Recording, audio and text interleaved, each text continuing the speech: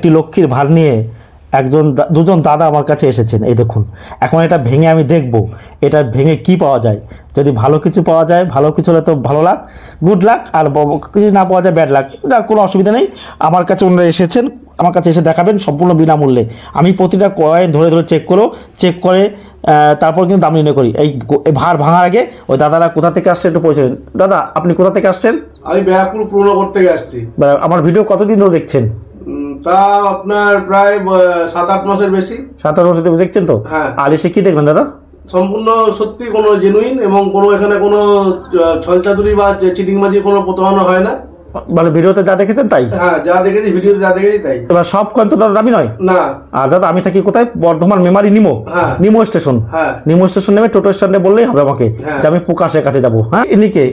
ইনি আমার ভাই হয় সম্ভব। ও ভাই, তুমি কোথা থেকে আসছো? ওই একই জায়গা থেকে। ব্যারাকপুর থেকে।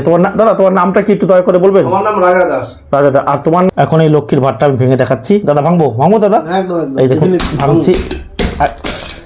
এখন ভেঙে দেখলাম। এখন এই কয়েনগুলো বাছাই করে দেখব। দাদা হলুদ, আমি যত লক্ষ্মীর ভার এর আগে একটা ভেঙেছি সেখানেও হলুদ কয়েন দেখেছি, ইয়েলো কয়েন। এখন ইয়েলো কয়েন দেখেছি প্রচুর। এইগুলো এখন আমরা বাছাই করব। দেখুন ইয়েলো কয়েনের মধ্যে কোনগুলো দামি হয় ভালো করে শুনবেন। এই কয়েনের মধ্যে 10 টাকা কয়েনের মধ্যে 2005 সাল দামি হয়, তাতে একটু ফটো দেওয়া, সেই কয়েনটা দামি হয়। তারপরে third India Africa forum summit আমি আছে, ওখানে সব কয়েন দামি। এখন বাছাই করে দেখবো যে কি হয়।